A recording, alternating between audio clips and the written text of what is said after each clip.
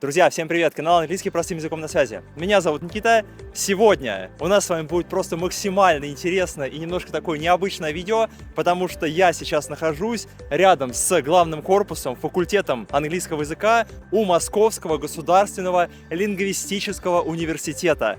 Вы в комментариях просили под видео с МГИМО о том, чтобы МГИМО это не максимальный уровень, но сейчас мы с вами находимся уже, я не знаю, уже максимальная высшая точка, это уже, ну не знаю, кто английский язык уже придумал. Факультет английского языка. Без лишних слов беру камеру и идем спрашивать студентов на английском языке. Hello, do you speak English? I do. Can I have just a couple of minutes every time? I have a YouTube channel, I'm an English teacher. Okay. Do you study here? I do. What's your level? Of what? Of English, of course. Of English, I think it is from B2 to C1. I had my FC exam like 3 years ago and I successfully passed it. So I think I have B2. Now it's maybe C1, but mostly I pay attention to my Chinese and I mostly study Chinese, yeah. Hello, excuse me. Would you mind answering a couple of questions in English? Do you speak English? A bit. Okay, what's your English level? Maybe B2, B1. Do you study here? Yes, And- Moscow student. What's your English level? My English level, I think, is B2. Do you study here? Yes, I do. Do you like this place? I enjoy this place a lot. What's your English level? Mine, I guess C1, I hope it is. How many languages do you speak fluently? Russian, English, and I think that's it. How many languages do you speak fluently, pretty fluently? Chinese, English, what else? Chinese, Russian, of course, and no other languages because I think that Chinese is really difficult itself and I should pay more attention to Chinese. So actually I would like to take any other languages, but I think, yeah, I should study Chinese. Well, how many languages do you speak pretty fluently? English, and I study Portuguese. I have only A2 level. A2 level in Yeah, Portuguese. I'm beginner. What language can I speak fluently? How many languages do you speak fluently? Only one. Russian and English or what? Russian and English, yes, So- that's correct. Я не русская.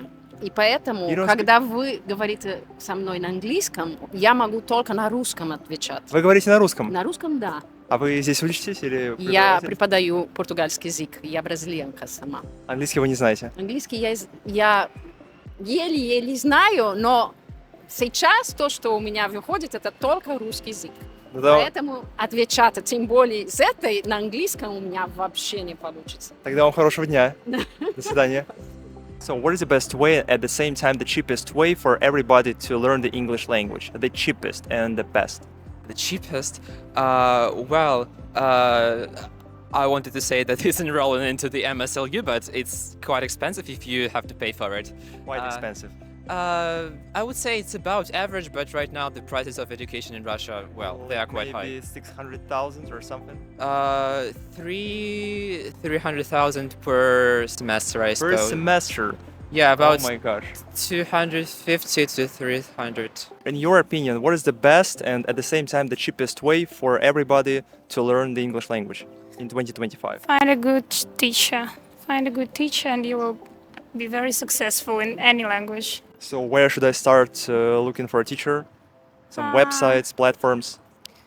You should better ask your friends or knowing people, because these websites have a lot of people who doesn't know their language, who doesn't know how to teach you any language. So How often do you practice English outside this university? English only in university. Only in university? You don't watch any movies, videos, you don't communicate with people? Not really, not a So- lot, because I mostly study Chinese. So Okay. And about watching videos for elementary, maybe pre-elementary and pre-intermediate students, should I turn on English or Russian subtitles or should I use it?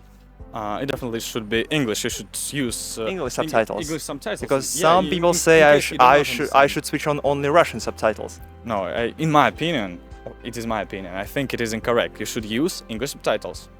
So in case you do not understand what the speaker says, so use the English subtitles. When it comes to watching movies and videos, maybe some podcasts, listening to them, for elementary and pre-intermediate students, I think is it better to have Russian or English subtitles turned on? Yes, I think it is better because there is no other way. Because if a person starts only at the beginning of his journey into language studying, then I think it's better to start with something simpler, Yeah. with subtitles. Yeah, so to understand what is going on. You know, I'm wondering, is there anybody here not knowing the English language? I haven't seen that such people. From your experience, what's the best way and at the same time the cheapest way for everybody to learn the English language in 2025? It's about listening to kind of try to comprehend the sentences easier, to learn the grammatics first, and then you should watch a lot of English content in case of you learning English, and read a lot of reading. If you read a lot, you have generally higher level of vocabulary, which helps a lot to make, I don't know, longer and more eloquent sentences. So I guess that's it. Is it better to have individual classes or group lessons? Group is better. Why? I'm wondering. You have some people around you who can help you, who can understand you, who can help you with understanding the materials of your lesson, and who can help you to improve your level as well. Because your teacher has not a lot of time to talk with you, definitely. Yeah, sure. But your group mates can help you with that. Is it better to have individual classes or group lessons when it comes to beginners? Well, I don't think that matters too, because it only depends on how hard you work. Because, well, if you have a good teacher, of course, it doesn't really depend on class work or individual work. I don't think that. You know, how many tenses are there in English? There are 12 tenses. 12 tenses. What Yeah. about future in the past? It depends on how you count those tenses. According to most of the textbooks, there are 12 tenses, but if we go much deeper into the language, there may be more tenses, but it depends on how you count them. But as for me, there are 12 tenses. Of course, I do know that there are some other tenses. You have just mentioned one of them, but I answer that there are 12 of them. Well, are these English tenses? Yeah. So 12 or 16? 16? I don't know. How many tenses are there in English? 12, I suppose, but only about 9 or 10 are used. And what is the difference between the second and the third conditional sentences? I don't know. You don't know. Yeah, I don't remember. What is the difference between the second and the third conditional sentences? Use mixed conditionals wherever possible. It's as simple as that. Well, okay. So, but mixed conditional is a combination of second and third. Yes, but it mostly works. It's not about. I suppose it's not about learning how the conditionals works. It's mostly about learning like what one part and the other part mean. Like, is it about the past? Is it about the future? About the present tense? Is it about some real actions or not real actions? And that is more important than like just learning the rule and not being able to use it further. What is the difference between the second and the third conditional sentences? If you know, can you give me just a couple of, not couple of examples, just one sentence for the second and the third one? I can't say because I just use it, but I don't know the terms for these conditionals. If you did something in the past and you would like it to be in a different way, for example, you know, I failed my exams, for example, you know, 2 weeks ago, and I want to say in Russian, если бы я их не завалил бы, я бы там вот это. Если бы я не совершил ту ошибку, я бы его не завалил. If I had done something, then I would have done maybe. I would have done, yeah, I would have done. We can use contraction, yeah, I would have, I could have, I must have. So, также, друзья, небольшое объявление для тех, кто хотел бы вместе со мной, помимо английского слуха, который мы здесь с вами очень и очень интенсивно качаем регулярно на этом канале, также прокачивать вашу английскую речь, грамматику, изучать слова и так далее. На данный момент я провожу достаточно регулярно, 1-2 раза в неделю разговорные клубы, пятница, либо воскресенье. Вы можете ознакомиться с этой информацией по ссылке в описании к этому видео. Мы с вами собираемся группами по 4, максимум 8 человек, обсуждаем очень и очень интересные темы. После каждого занятия и после каждой разговорной сессии я всем участникам высылаю свой фидбэк, то есть обратную связь по каким-то корректировкам, по моим советам, что следует там улучшить, улучшить, в чем вы были достаточно хороши и так далее. Вот, поэтому если вы хотите прокачивать вашу английскую речь и уверенно говорить, то в описании к этому видео есть вся необходимая информация. Переходите по ссылке, присоединяйтесь. Я уверен, что вам очень-очень понравится. Ну а теперь продолжаем. What is the difference between the second and the third conditional sentences? And if you know, can you give me some example sentences? Okay. When it comes to the second conditional, it's like if I had enough money, if I had enough money, I would buy a new car, for example. Right, yeah. And the third one? It's like about regression, regrets. Regrets, yeah. Yeah. So,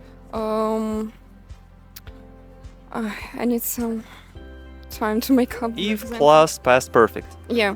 Yeah. Mhm. What is the main difference between the second and the third conditional sentences? Can you give me an example sentences of the second and the third? Yes, of course, I can do. I can give you the examples, but I have forgotten them because I had mentioned that I pay much more attention to the Chinese language, and I think I can say that I have given up English a little bit because I'm going to China really soon. I'm going to China really soon, yeah, like in several months. Are you going to live there? No, I'm going to study there. Study there. There. Used to be used to, and to get used to something. It's clear, yeah. Well, maybe can you give me just 3 example sentences for each of them? Used to be used to, and to get used to. I used to go to school, or yeah, I used to go to school when I was child. The second one was I get used to. Yeah. It's about some habits. It can be, for example, in present, I'm getting used to drink water every day in appropriate quality, etc. And the third one was Okay, to be used to something. to be used. It's about then we have already some habit. Yeah, absolutely right. So, and used to be used to, and to get used to something. What is the difference? Used to. Used to be used to, and to get used to something. Well, to be used to something is kind of, I've forgotten that word in English. Haven't been using it for quite a while. Used to do something is when, well, when you speak English, you can't even explain that. Nah. Used to be used to something, and to get used to something. Is there any difference? Of course, get used to. It's like to be in the process of making a habit, Yeah. and get used. Yes. What was the second one? Used to be used to something, and to get used to something. Yes.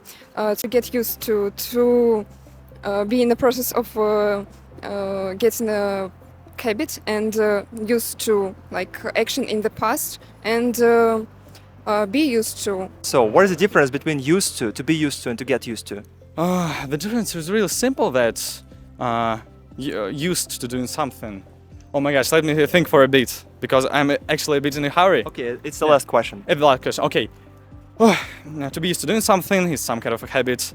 Yeah, I used to play football. I don't know. I used to do something. It's some actions that you were to do in the past. And what was the To get used to something. I need to get used to live in the city, for example, You or need to make this some kind of a habit for you. yeah, I need So to yeah, become. Maybe I need to become familiar with. Yep, exactly. Thank you very much. Yeah, Your you're English welcome. command is pretty great. So have I a don't great think day. so actually. I used No, to no, no, speak no, much no, no. better.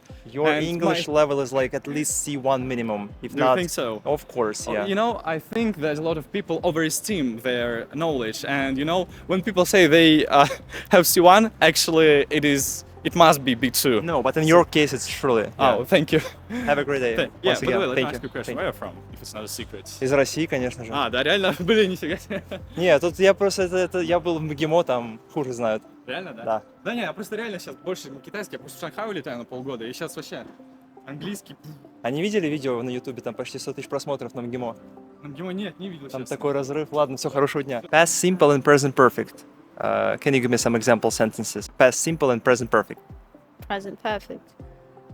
Well, I've been here for 2 years, and I was in London for 2 years, but now I'm in Russia. Future in the past. Does it count as a tense? Maybe, I don't know. What's your opinion? I'm not sure. You know, I've been teaching English for about a year, and I haven't even given it a thought that it might be a separate tense. I've Well- always thought of it as like a construction, but not a tense in its own right. So past simple, present perfect. What is the main difference? Present perfect is connected to current situation What are we focusing on? on the result. The last one, what is the point of inversion in English? Can you give me just maybe a couple of examples? Inversion in English, like little did I know, or not only, but... Probably to make it sound more like literal, Yeah. a literature style, and that's it. to put like an emphasis in some part of your sentence here. Thank you very much for participating. Have a great day. Bye bye. What is the point of inversion in English? Can you give me some example sentences of inversion? Like little did I know about something, or not only did I go there, but also some inversions, you know, to emphasize something. No? Okay, anyway, thank you very much for participating in the short interview. Have a great day. Bye bye. Yeah. I know When one you switch the yeah. order, yeah. I can't remember just a second. No, I can say it in Russian. Как только я вернулся, я что-то сделал. Yeah. I can't remember, but I know that there is. No sooner. Yeah, no sooner had I returned to my place and I did something. Okay. One construction, for example, however hard I try, Absolutely right. Yeah. Yeah. What is the point? Yeah. What is the point of inversion in English? What's their point? I suppose that just to show off your level, but yeah. Maybe to emphasize the meaning. Thank you very much for participating. Have a great day. Or maybe a last one. Can you turn my sentence into the inversion? I have never been to such a beautiful place. I had never been. I have, just present perfect. I have never been to such a beautiful place or location. I don't know, maybe never Never. have I been in, etc. Это последняя часть. Спасибо большое. Очень классно. Пожалуйста. Инверсия — это очень сложная тема. Их все боятся. Но, кстати, я заметил сразу, скорее всего, вы их как-то наизусть их учили, потому что no sooner. Ну что, друзья, на сегодня это будет все. Как вы видели, уровень студентов в Лингвистическом университете просто космический. Но, по моему мнению, вы можете писать ваше мнение в комментариях, что вы думаете. Мы с вами уже выпускали видео, делали такой же обзор, похожий в МГИМО. Вот сюда где-то я прикреплю это видео. Можете перейти и посмотреть, было также очень интересно. Я старался им, конечно же, сейчас здесь задать студентам такие, не сказать, что прям космически сложные вопросы, но я решил их также спросить про инверсию, про условные предложения. Мы все с вами знаем, что на этой грамматике все боятся, у всех сразу начинает все чесаться, потому что, ну, вот по моему опыту и по моей практике, формулы, вот эти вот все как что, ну, формируются предложения, плюс-минус вам скажут. Но как это использовать в реальной речи, прочувствовать, скажем так, их в языке, это уже не всем подвластно. Поэтому на сегодня это будет все. Также вам напоминаю, что вся необходимая информация находится в описании к этому видео. Ссылка на разговорный клуб, ссылка на индивидуальные занятия, также сборник по фильмам и сериалам для прокачки вашего английского слуха. Ну и, конечно же, не забывайте подписываться на телеграм-канал «Английский простым языком», куда я практически каждый день публикую много полезной информации и советов по изучению английского языка, и также очень активно делюсь своей интересной, надеюсь, для вас жизни. Вот, поэтому на сегодня это будет все. Ставьте ваши лайки, подписывайтесь на этот канал, и увидимся с вами, друзья, в нашем следующем видео. Пока!